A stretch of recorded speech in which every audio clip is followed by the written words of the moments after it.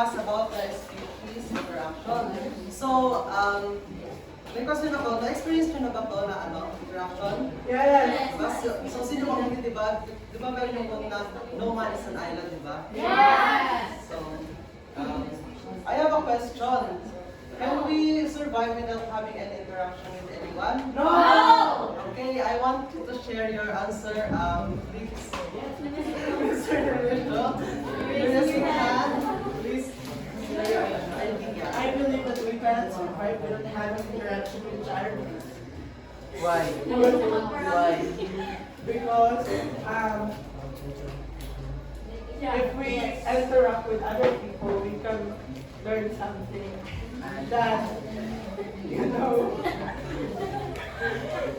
Yes. Okay, thank you. Thank you, Mr. So, look,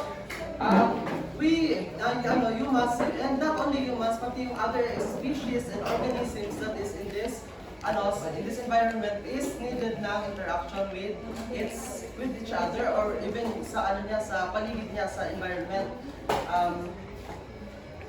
So, ang tawag dun sa atin is we are called population, no? So, population of humans, population of plants, population of animals, whereas those organisms or species are interacting with each other.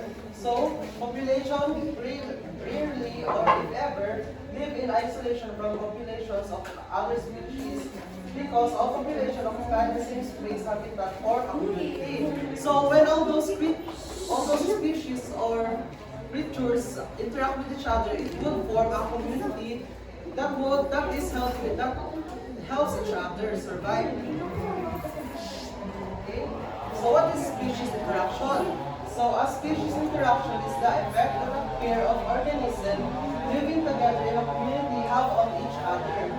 Interactions range from mutualism, so what is discussed later, which benefits both species involved, to competition which harms both species involved. So, hindi lang yan sila yung two kinds of species interaction. There are a lot more pa that will be discussed later.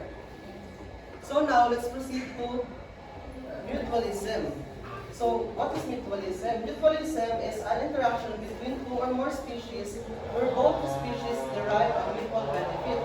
So, okay, klaro ba yung picture? Yes! So, sa tingin nyo, ano yung nakikita nyo sa picture na interaction between tatlong species? Yes, no? So, ang ibon is makaka-benefit from the carabao. So, makakain na. Makakuha sila nutrients. While yung carabao naman is makaka-benefit naman sa ibon para wala yung mga parasite. They can both benefit. Yes. Ibon, next. Yes, another example, no? So, ito. So, one or both species involved in the interaction may be of the game, meaning they cannot survive in the short or long term without the other species. No, so, from the word obligate, no? So, obligado yung, one or the two species na mag-interact so that they can survive. Because if wala yung isa, hindi makasurvive. Hindi siya makasurvive, hindi siya mag-exist. So, for example, dito sa picture, itong picture na tayo, puno siya ng fungi. Tapos itong fungi. So, pag walang tree, ano mayroon sa fungi? So, hindi siya mag-exist kasi wala siyang tutubuan or Wala siyang source. Yeah. No, wala siya. Yes, correct. Okay. So, gets back? Yes! Yes. Ito siya, another kind of, under siya sa mutualism, no, type of mutualism siya. So, obligate mutualism. Okay, so another one is the facultative mutualism. So, in other cases, though both species benefit, they may not need the mutualistic interaction to survive. So, what do you see in this picture? As example.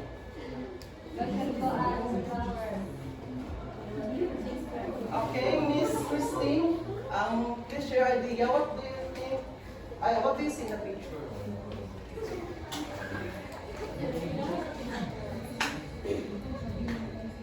So what species or organism are interacting in this picture? Yes. So what do you think? That's the process. That's the process.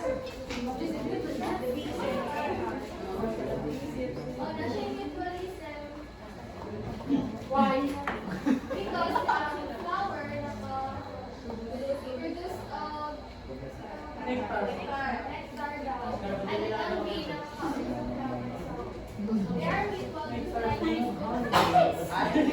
Sige, okay, thank you, Miss Christine. No? So, dito na, pag yung bee is makakain ng nectar ng flower. And after makakain ng bee sa nectar ng flower is, didikit sa kanya yung mga pollen na nasa flower. And kapag lumipad yung bee sa, kahit saan, mahulog yung mga pollen and tutubo ulit ng another flower. But sinabi ng facultative mutualism because kahit hindi sila mag-interact, they can survive kasi ang flowers, nag-grow pa rin naman siya kahit walang bee. Merong other insects, other type of insects, di ba? So sa bee din naman, hindi lang naman siya, technically, yun lang talaga yung nila sa source. Yes. Okay, so I think that's the last for mutualism. So I want to hear your thoughts kung nag-guess mo talaga yung discussion. So Miss Mia, Perfect. what is your take away lang siya sa mutualism?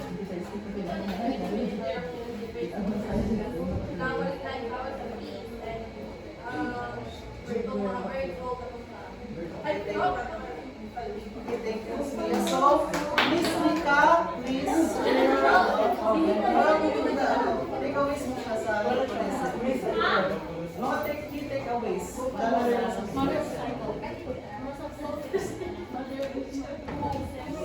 Yeah.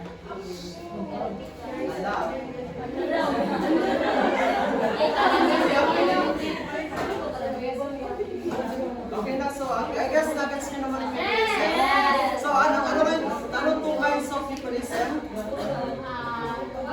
Two kinds of mutualism. Facultative mutualism and obligate. So please remember that, no? So now, let us proceed with the next. So the competition.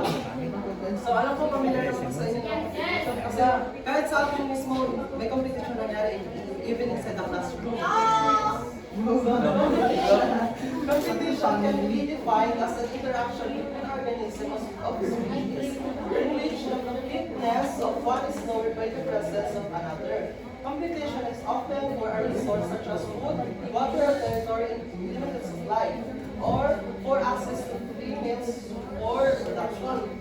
So, if you remember, na-discuss natin last time, ang limiting factors ba yung limiting factors sa environment, sa ecosystem. So, those limiting factors are food, water, shelter, and mates, and marami pang iba na diba?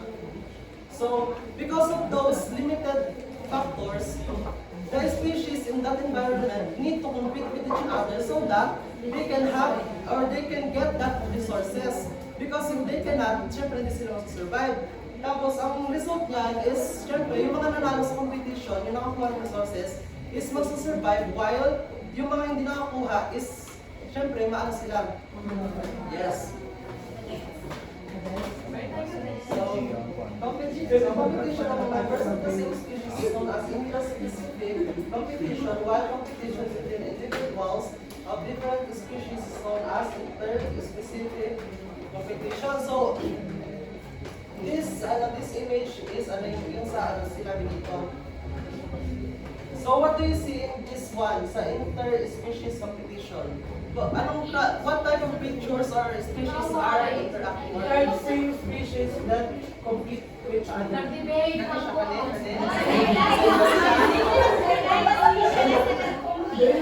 So, as a interspecies, is like because in that environment, pero lahat ng iba't ibang species. Whereas sa intraspecific competition is same species na compete. So another one naman is, according to the competitive exclusion principle, no two species with the same ecological niche can coexist, and in other species less suited to compete for resources should either adapt or die out. Okay, Miss Pandiling, what is your idea with this? Yes.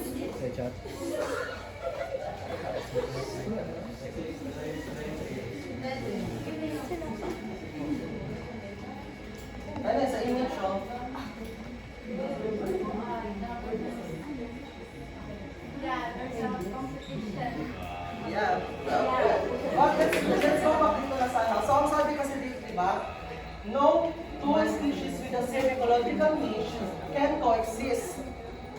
And the species less suited or yung mas weak na species is matatalo sila sa pagkuha ng resources, like in this image.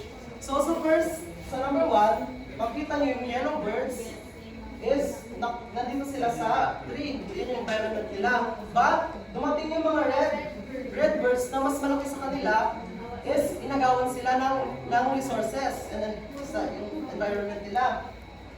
And after that, mas maliit sila sa compared sa red bird, which means na mas weak sila, and pag na-compete sila sa resources, is natatalo talaga yung mga yellow birds na mas maliit. That's why, ang makita niyo sa third picture, yes, no? So, ang resources na makuha ng red bird is mas marami na compare sa yellow birds. So, I guess that's all for the competition. So now I want to ask for the key takeaways of Mr. Montares about sa Plano pa na unya pa kuan, unya pa gabi kay para dili kayo siya magkuan ba. Kaya dili kayo makuha ang karon kahapon pa baya.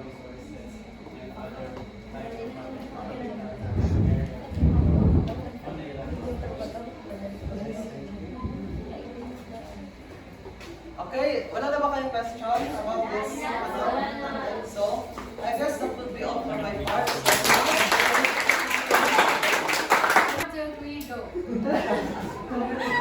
Good afternoon once again. I'm Yvonne Chiximi Escott. I will be continuing the report of Mr. Theodore Cardillo about the species and interaction.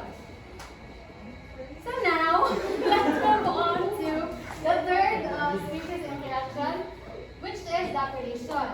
Predation is an example of positive and negative interaction wherein the predator eats the prey. So when one organism eats another organism, that relationship is called predation. So as you can see, the picture is the lion eats the zebra. So the lion there is the predator and the zebra is the prey. So we all guys might think that predation or predators are bad or evil, but in reality, they are the one making our ecosystem balance. Pwede ba, for example, if ang frog is dili kaunin sa snake, so manaka ng frog, manaka si misyo. And then, ang frog, and if snake po is dili kaunin sa hawk, so manaka ng friends. Manaka ng friends. And that is the predation. It is where one is naka-benefit ang isa, walang isa is harm. And the next one is parasitism. There is another type of negative and positive interaction wherein the host or the negatively affected organism provides nourishment to the parasite or the organism that benefits. Like for example, a tapeworm in the human body. So tapeworm in the human body, they absorb the they absorb the digested foods and nutrients in the human body, leaving the body of the person felt weak and undernourished, just like in the show. And another example is kaning mosquito sucking the blood of the human. So nabusog ang mosquito while ang human is kaning nangatol or while ang human is nangatol or worse is kaning magka-serious health problems is the or naked. Sabtan ba ni Miso? Yeah. What is parasitism ni Miso? Or hindi na frequency iba na ano, pero hindi siyang kundugan. Or income.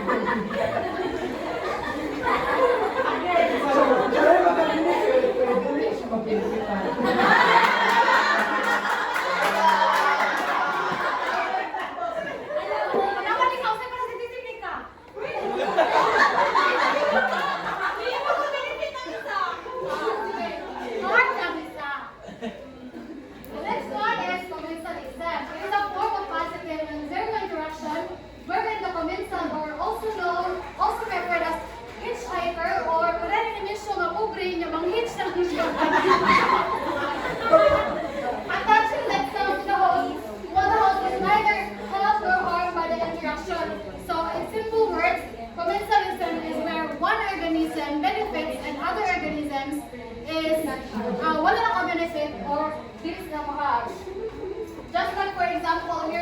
picture, the algae is living on the shell of the turtle.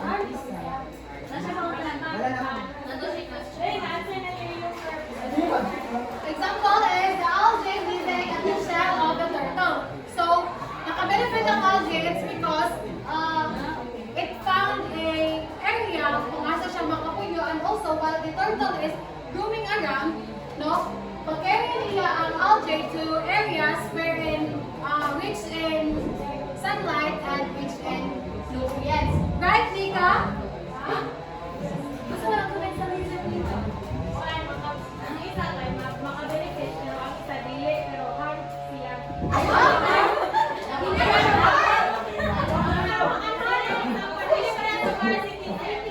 Okay. Thank you, Nika. And lastly, the aminsalism. It is an example of negative and zero interaction wherein one organism is inhibited while the other is not affected.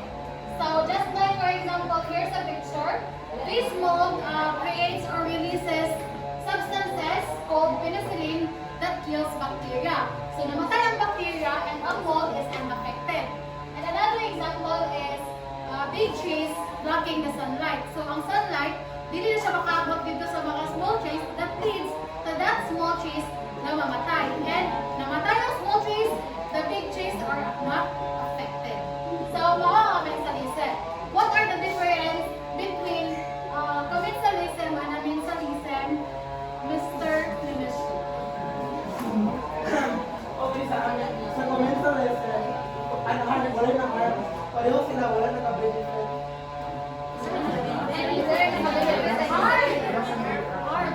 Commensalism. Ay, hindi sa commensalism. Unharmed. Pareho sila unharmed. Sa commensalism, ang isa ay Sa commensalism, guys, one is benefited while ang isa is unharmed. Anak ka, unharmed ka lang. Naka-benefit ang isa. sa commensalism. Yes. Sa commensalism,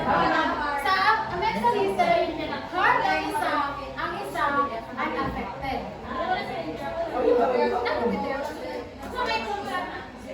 Sana gani, ito lang gina sa inyo. Naman, hindi na ilan ako kay Road, ha? So, ang example sa commensalism, kaya katong mga dagko nga trees, may block nila ang sunlight, na dili na makabot sa small trees, that leads the small trees to die. Namatay ang small trees, ang big trees are unaffected. Sabta na nika? Now, what are those 6 species interaction with Bilandres? No food chain, no food chain. Yes. Mutualism, commensalism, predation, aminsalism, parasitism,